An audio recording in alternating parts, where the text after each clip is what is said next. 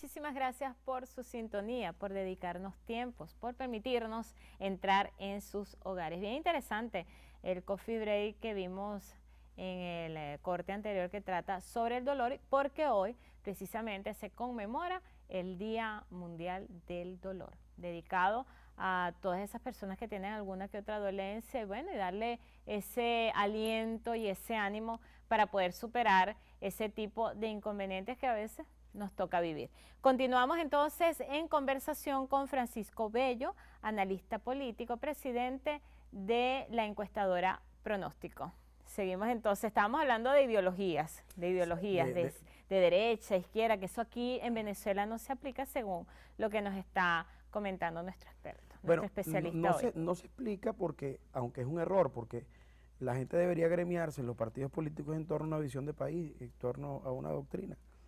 Fíjate tú que eso aquí aparentemente no ocurre, y hay un patuque con eso de la derecha y de la izquierda. Sí.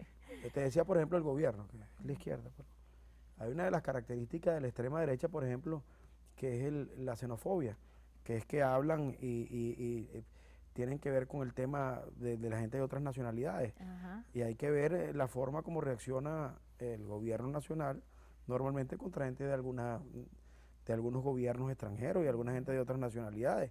Eso es una característica que es de la extrema derecha, no de la izquierda. Y entonces ellos hablan de que son de izquierda, pero eso no es de izquierda. No es de izquierda de alguna forma que, como tratan el capitalismo, que no es el capitalismo liberal, sino un capitalismo que pareciera más bien de extrema derecha. El supernacionalismo también ocurre en en cosas que tienen que ver con la extrema derecha. Y son características que vemos en este gobierno. Por lo que no es realmente una lucha entre derecha e izquierda. Y como te decía, la MUD en este caso no es un partido político, sino la suma de una cantidad de partidos políticos con ideologías propias, que están luchando por salir de una circunstancia. Y sabe que también llama la atención la forma como se dirige el discurso político. Vemos por parte de la Mesa de la Unidad Democrática que dentro de su discurso siempre está mencionando la palabra dictadura, que estamos en un sistema dictatorial, y por su parte lo que llamamos el oficialismo, la parte del gobierno, siempre nos están dando dentro de su discurso lo que es la parte invasiva por parte del imperialismo y todo lo demás. ¿Qué está pasando allí? Bueno, eso, que son dos discursos totalmente contrarios uno al otro, ¿no? Como que no se van hacia la misma mismo fin. Es una práctica común tratar de hablar de invasión, hablar de guerra, cuando tú quieres tratar de emplastronar, eso quiere decir de amarrar a tus seguidores. Me voy a explicar mejor. Si nosotros tenemos cosas que nos unen, pero en este momento estamos bravos, estamos divididos por alguna visión respecto a una posición política, y yo necesito que todos cuantos están en este salón otra vez nos unifiquemos para hacerle frente a otro sector, yo busco una amenaza mayor, una amenaza para ti, una amenaza para Chelo, una amenaza para los camarógrafos, una amenaza para mí, una amenaza para el personal de Covisión. Si esa amenaza yo la hago común para todos, nosotros nos unimos para enfrentarla. Y eso es un tema de técnica política, eso no tiene nada que ver ni siquiera con que ellos lo sientan de la forma como lo plantean. Lo plantean simplemente para unificar al grupo que le queda en torno a ellos. La pelea súper radical que ellos tienen y como plantean el escenario electoral también tiene que ver con lo mismo. Si yo hago una distancia tan grande entre los míos y entre lo que nosotros somos con la gente que está del otro lado de la acera, pues saltar es prácticamente un suicidio. Yo salirme de aquí para aquel lado es un suicidio, porque la distancia es inmensa.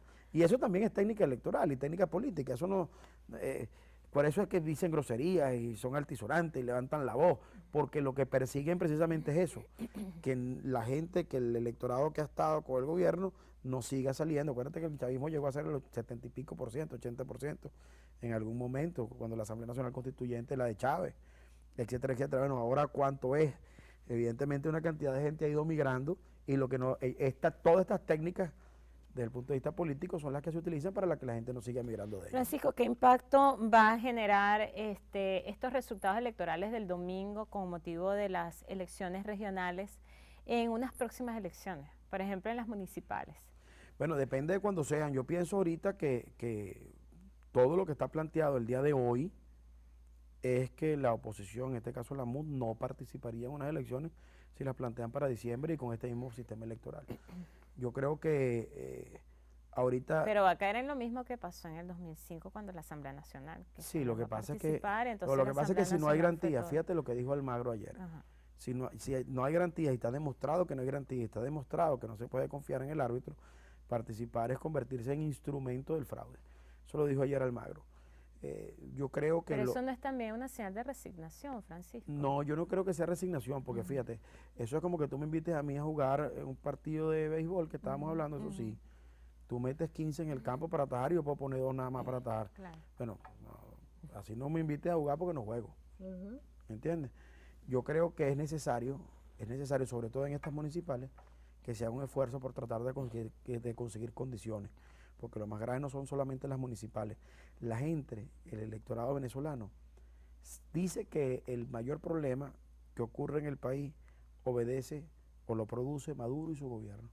Entonces, las elecciones municipales son muy importantes porque es lo más cercano al ciudadano. Sumamente Sí, pero importante. el año que viene hay elecciones presidenciales. Si nosotros en estos momentos, todos los venezolanos, no conseguimos unas condiciones que nos permitan ir con tranquilidad, un árbitro que nos permite ir con tranquilidad, en estas municipales después vamos a tener que enfrentarnos a unas elecciones presidenciales en estas mismas condiciones que no son garantía para nadie.